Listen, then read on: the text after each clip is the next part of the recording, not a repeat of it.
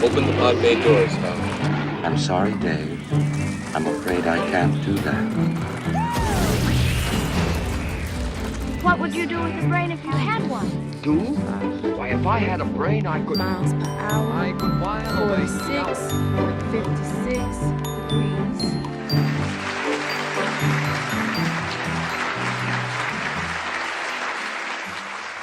Introducing myself again for the videographer, but I'm Tara Spain, and I'm Vice President and Chief Operating Officer for the Travelers Foundation.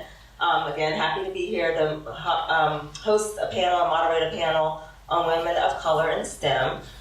Travelers, as an insurance company, STEM is pretty much everything that we do. It drives our day-to-day operations, whether it be how we calculate and price policies, or how we store information and data in our information systems, or how the science behind how we investigate claims when they happen. So this is right up our alley.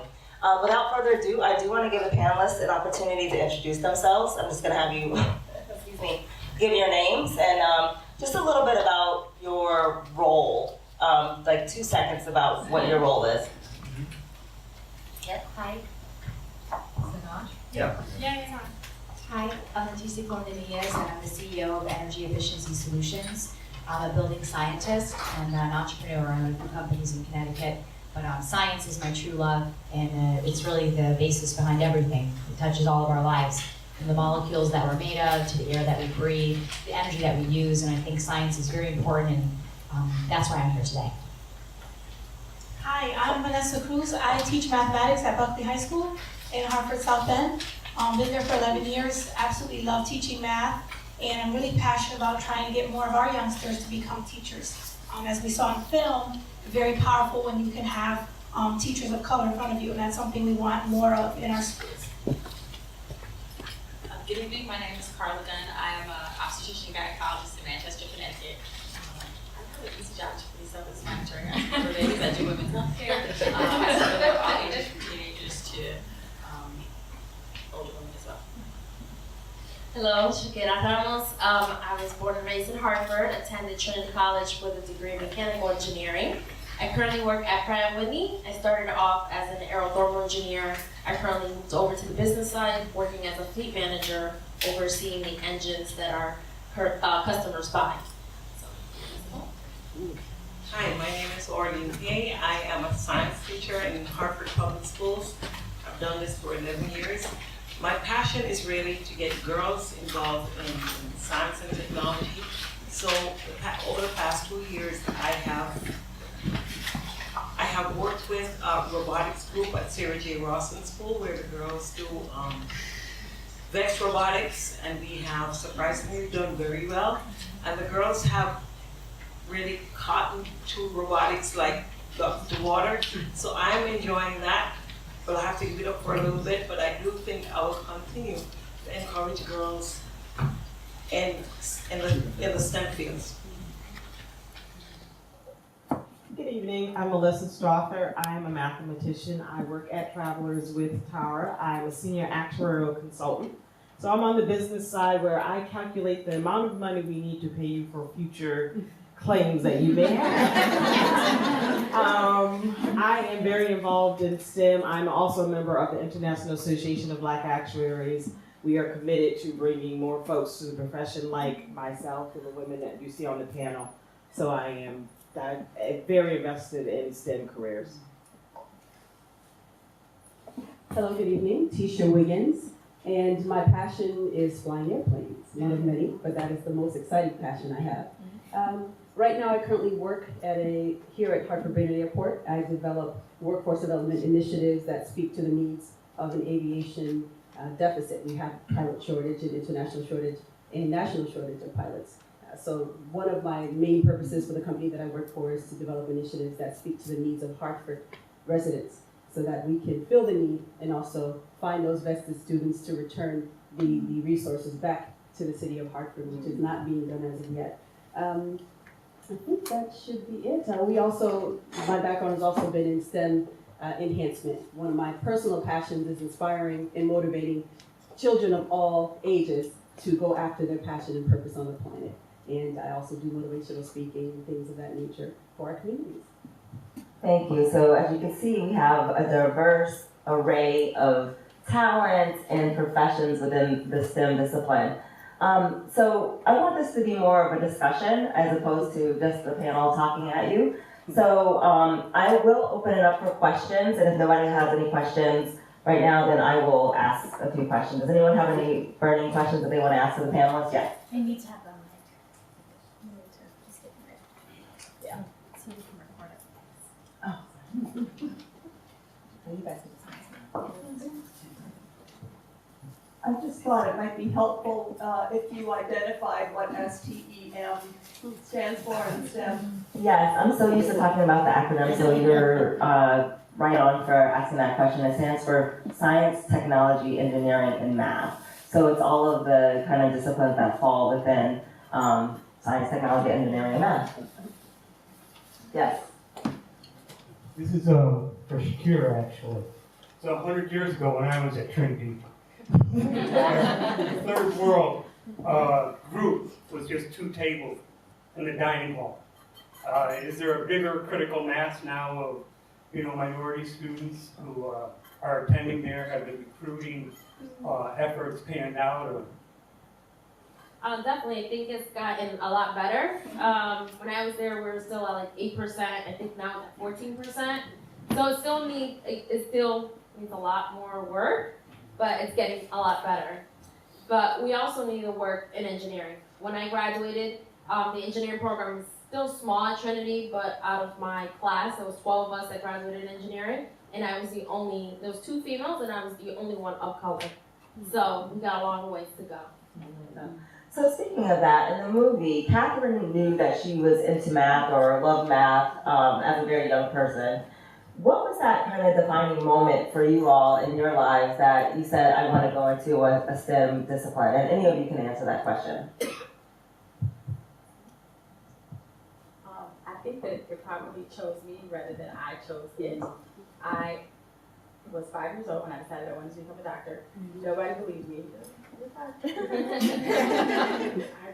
probably didn't really know, but I never changed my path. I always was going to go to medical school and become a physician. So I really do think it chose me.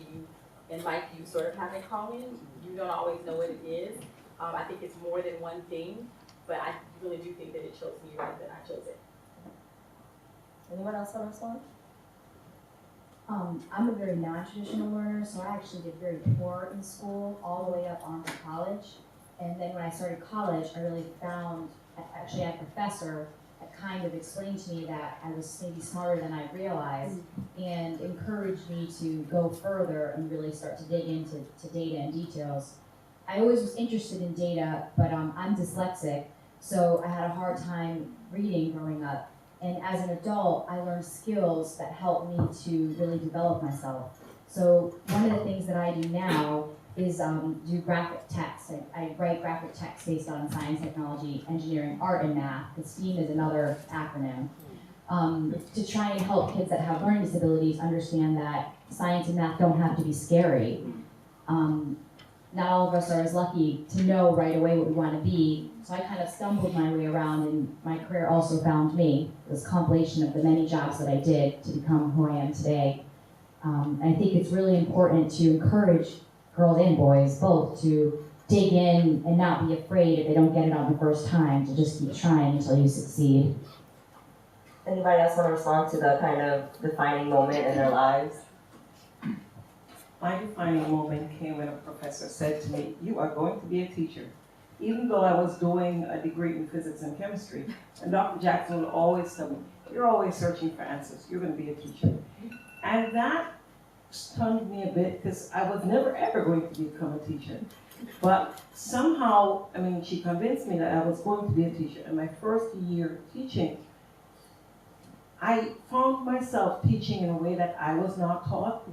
And I was given the love of science by my parents, kind of. But the way I wanted to learn, that was how I started teaching. And I was very successful at it. So that year we won the International Shell Science Competition. And the boys did very well. And I was like, okay, this is what I was meant to do. Awesome. Okay, then we'll move on to the other question. Thank you. So I definitely want to speak about this because everyone seems to have positive experiences that have supported that. I did have a positive experience. I was 2 years old. My grandmother owned Frankly Fun Travel on Maple Avenue. So she is who exposed me to aviation. And at 14, and in auto mechanics class, an auto mechanic professor, teacher had a plane. He decided to take me along with him. It wasn't until I got to college, at Smith College, where they had the first women's college to have an engineering program, where my dean was discouraging me. So the first opportunity that I had to say, I don't believe you. I think I can do this. Actually, I know, and I'm going to show you that I can. To this day, she still doesn't know that I'm a pilot. I think she'd be surprised to know that. So I think you should call her. I should call her. I'll We're gonna send a video.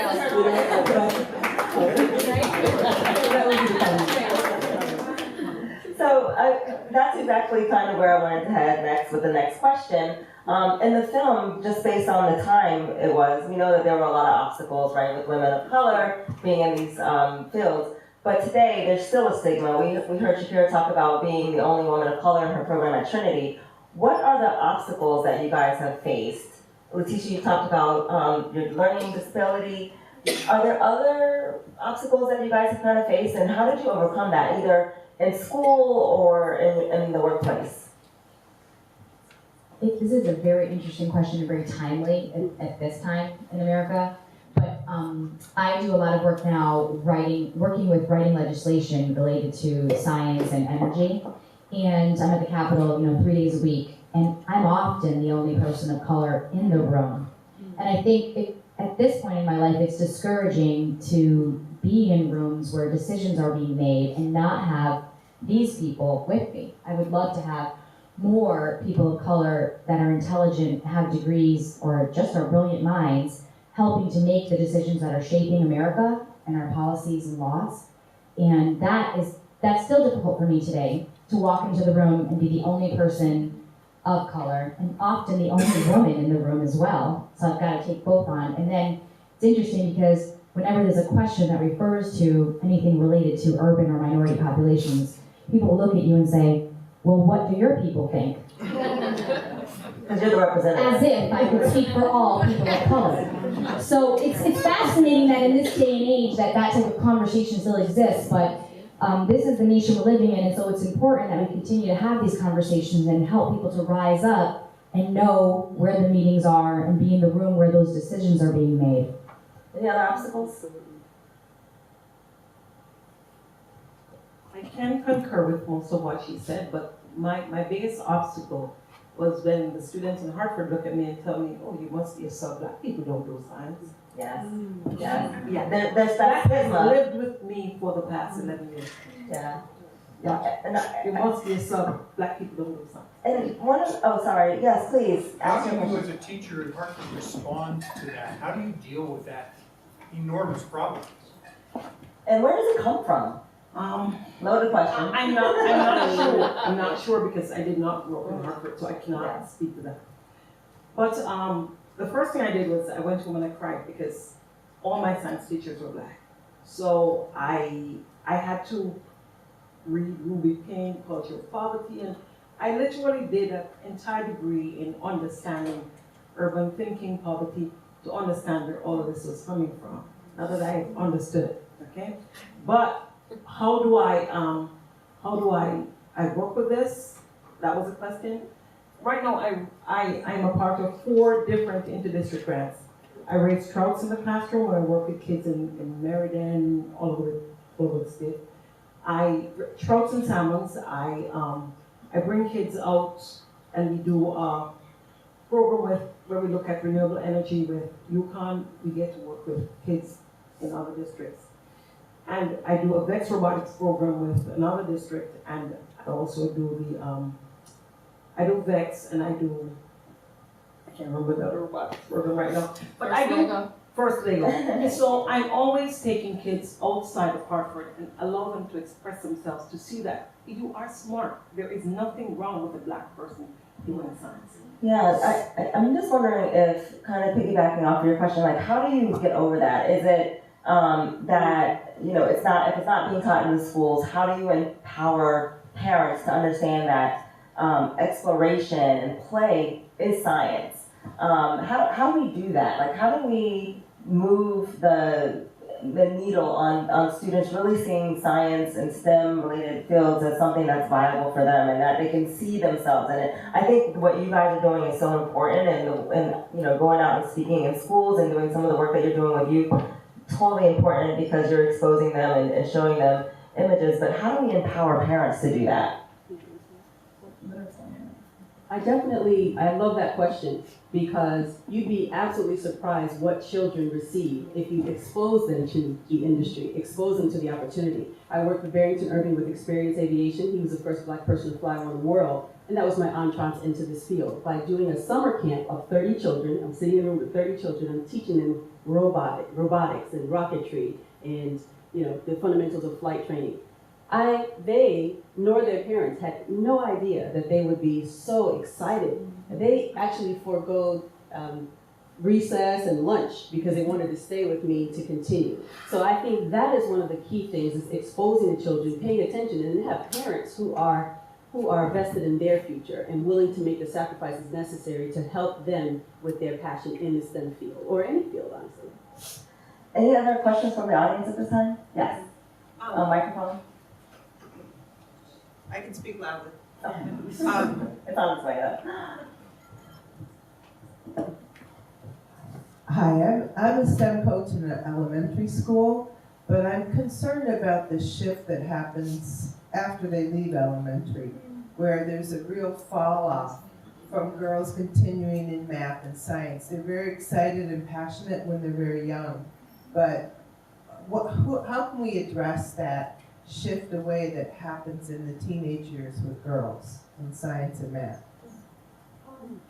I'll speak to my experience. I remember being at UConn and just being in courses that were filled with white men and just feeling like, again, the minority again, you know, and just having to overcome that. I remember also, my parents did not go to college. You know, they wanted the best for me. At the time, if they did not tell me, become an engineer, become this, become that. And I'm not sure that many of our students, this is something we're working towards, the challenge that even them to dream about being an engineer. What does an engineer do? What does a programmer do? A lot of them love their smartphones. There's cool outer code. There's a lot of things that we can do in our school to expose them to that. But the reality is they're coming into us in the high school and they're unaware of these fields and these options. So for us, the goal is expose them to as much as possible, enough opportunities to get them dreaming about being something in science and math. And I think the reason I'm so passionate now about getting more teachers of color is because they need to see themselves represented in the classroom, and they need to see that this young person went on, she was from Puerto Rico, she was from Peru, wherever it is, teachers of color that they can see themselves represented in. And so I think one of the most powerful things we're doing now is sharing our stories with our kids and making sure that they know that we can relate to them, that we may not have had certain opportunities or advantages, but that should not get in the way of us achieving and being as successful as we can be. Those are not necessarily barriers. We see them as opportunities for the kids. And so certainly we are encouraging students to also become teachers. They need to be the ones that are now teaching the next generation of youngsters, whether they decide to go on to engineering or anything else. Many of them are just natural teachers. They are amazing. When we ask them to tutor after school, they can explain a concept to their peers faster sometimes than I can. So again, these are just things that we want to push and motivate our students to take these opportunities, but the reality is that they come to us and many of them do not know that these fields exist. So we really need to expose them. Yeah. This is a segue, actually natural, because I'm from UConn. I'm a physics professor at UConn. But one of the things I want to say is the problem is not just simply educating women, it's educating men to accept women. That was the thing that happened. Very much so. And that's huge. Because I had a white female who decided to come to UConn in our graduate program, okay? And she could have chosen any other school. And she had graduated summa cum laude, but she again, the first time she went into a class, we had suggested that she take a quantum mechanics class. She came to me in my office and she was crying. And why? And it actually registered me, was that she came into the classroom and one of the male students said, are you lost? Wow. She was crushed. And but what I did was, it was sweet revenge, because this was an undergraduate class, by the way, upper class undergraduate, and she was a graduate student, but she was just sitting in on it. So the thing is that, this was a class that I was teaching, and I didn't know about it until she seen it. Well, when it came time for the exam to happen, I said, by the way, this is my graduate student, Chris Larson, by the way, she's a faculty member at Central. I said, and she will be proctoring you today for your exam.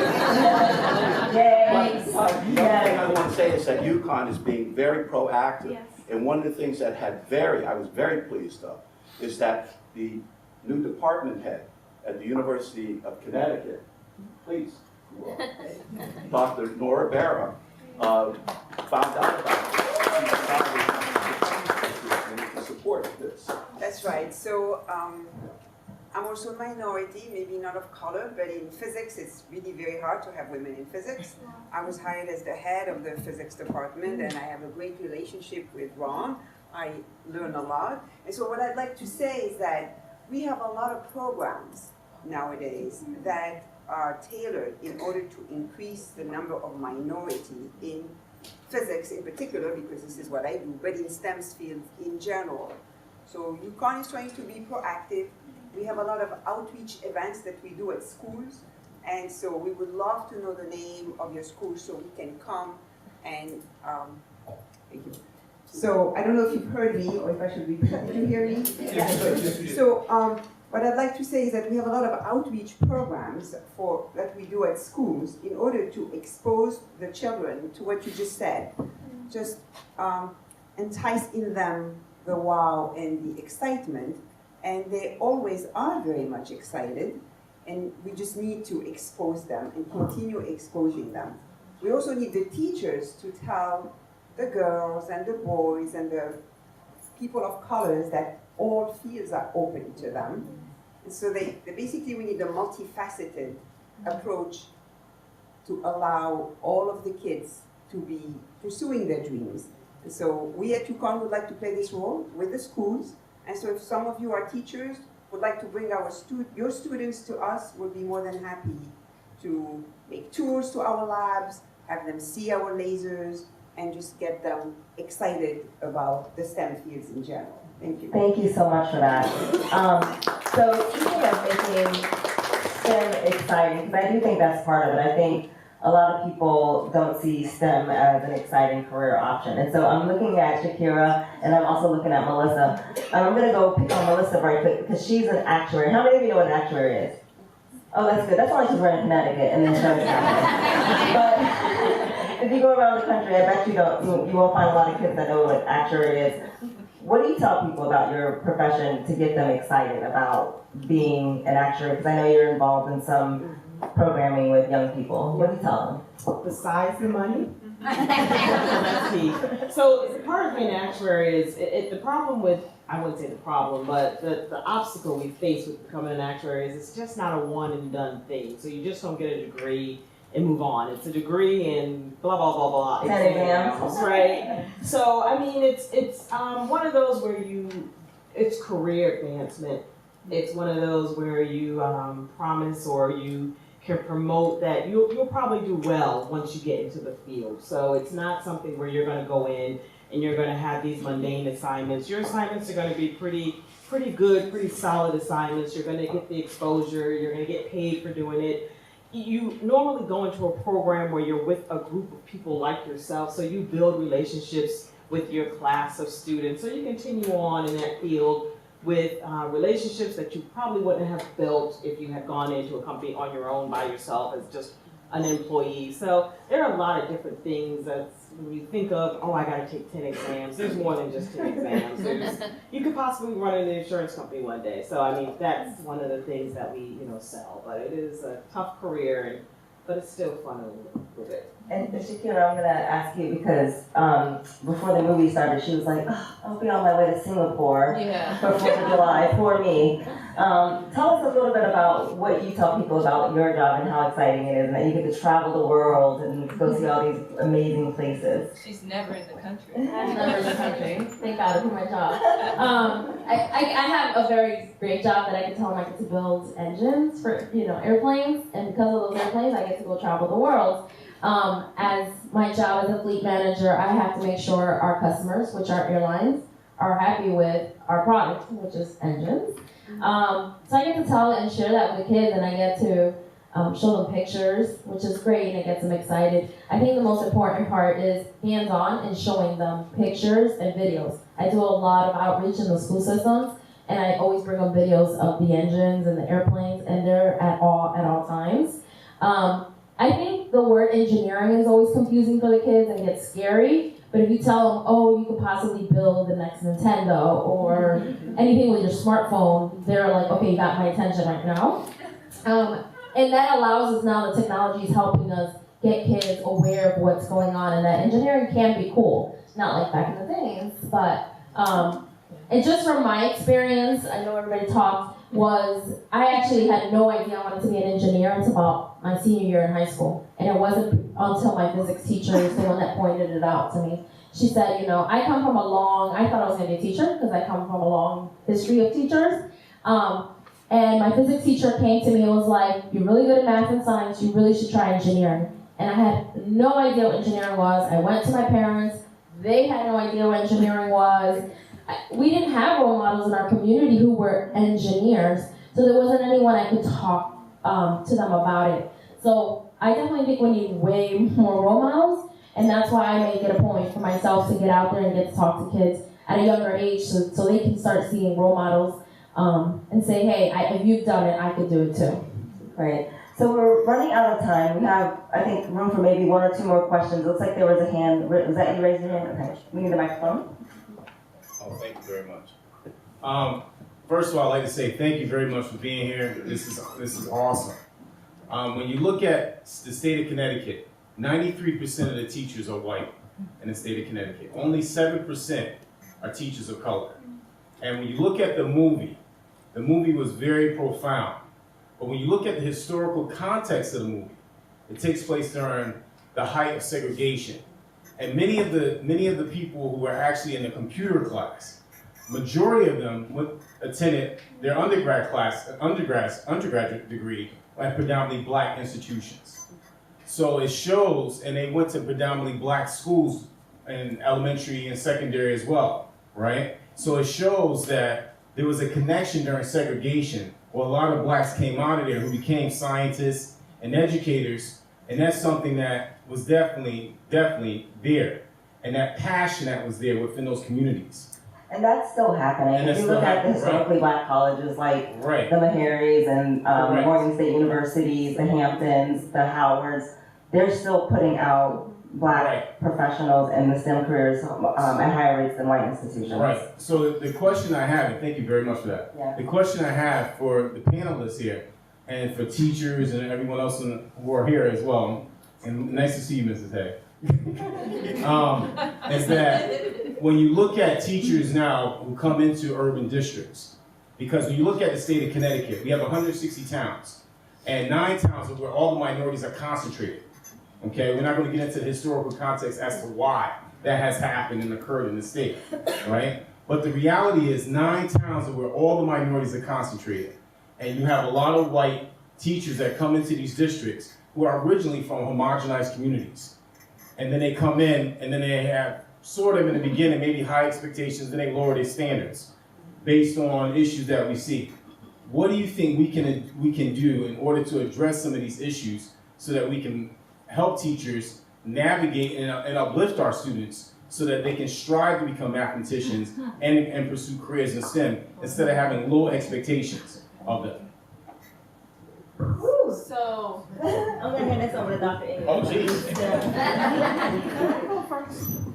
That's an excellent question, and Hartford is grappling with that. Yes. We have many initiatives where we go out and we try to recruit. In fact, we were out a couple of months ago, and a group came up from Reading, and I said, oh my gosh, why are you, and they were all white, 5, said, why are you up here? All of you are white, why are you up here? They said, we came up here to recruit teachers of color for their area. So it's not just a Hartford, it's not even just a Connecticut issue, it's all over the US that we have this problem. So I started out as an engineer, Andrea Green here started out in business as well, in science, and then we both decided to become teachers. So I guess, as the panelists have said, the over and over is kids need to see role models. We need to go out. It's not going to be something that happens overnight. This has been in the making. So when I grew up, I had all black teachers until I got to college. So there's no answer for your question, other than what these young women are doing is to go out and to talk to kids. In Buckley High School, you actually have a teacher prep academy. And we really believe that, I think we want to try to grow our own students to become teachers. So not all of them are going to become doctors, lawyers. Some of them, like I said, they're amazing in the classroom. That's where they belong. And the research is showing us actually we have less students of color that are going into traditional teacher prep programs. The people of color that we get are usually coming second career. You know, my mathematics course that I taught, I had 4 engineers, and they didn't want to do engineering anymore. They really want to be with kids. So there are people out there. We need to make it the profession that it's supposed to be, one that's lifted up, one that's respected, so that students do see it as a viable option for them. But we are making strides to do that, and we're hoping to work with the district, not just at our school, but across other schools, to get kids to become teachers and to see it as we want you to go off to college, have these wonderful experiences, but come back to Hartford. We need you here to teach. These are all wonderful questions, and I feel, they are, and I think the important thing is that the conversation, the discussion doesn't need to stop today. These are conversations that we can keep going, and I see another panel coming on, about the teaching profession. It seems like it's a really important point that we really need to talk about, like how do we continue to encourage young people to pursue these careers, and what do we do in the classrooms to help foster that? And so, yes, just one more comment, and then we're going to close out the panel because I think we're at time. Yeah. So. I want to say something, and I got the mic, so I'm going to take my turn. Okay, sorry. Sorry, I can pass it to you, and you can say something too, but I have something I want to say that's very important. You don't have to be a teacher to influence youth. So I am not a teacher, but I am an educator. I take 12 students every year out of the greater Hartford community, and I have them take internships that are paid at my company. And I work with them, and I assign them a mentor who is also not a teacher, but happens to be a minority. I never had a minority teacher my entire life, yet I learned to be a leader. It doesn't, to be a role model, you don't have to be a minority, you just have to champion someone's ideas and tell them that they can be great and there are no barriers for them. So I go out every month for free to schools all across Connecticut, and I say, look at me, I was poor, I'm a minority, and I'm a girl. I love my job, people work for me, and I bring others along with me in this game of success. Anyone can do it. All you need is an idea, a plan, and the dedication to follow through. And those are things that we should be telling all of our children, regardless of race or sex. And it doesn't matter who you are to say it, but you just must keep repeating it. Any idea is worth trying. Try, and try again. Okay, you want to go ahead and drop that mic? Okay, I was itching for this question. We're going to be kicked out of here, just to let you guys know. But honestly, I think one of the first things that we need to do is somehow repeal that chef meal nonsense, where we tell our kids that they need to sit beside a white kid to be able to learn in school. That's the first thing. Another panel. My answer was, or suggestion is changing the value system. If we can have, I have been a professional athlete as well, athlete all my life, so I can also speak to if we have one athlete, a football player, making millions of dollars, yet we have teachers who are making $30,000, $40,000. Where's our value system in our country? So it starts there with changing the value system and lobbying to do so. Okay, so my gosh, you guys are bringing up so many wonderful points. I do think that we need to continue this conversation and maybe have a series of panels, and we're going to invite all of you to be there. One thing, I just want to give a shout out to Leticia and Shakira were our STEM Expo keynote speakers. I won't say how many years ago, but it's been a while. So.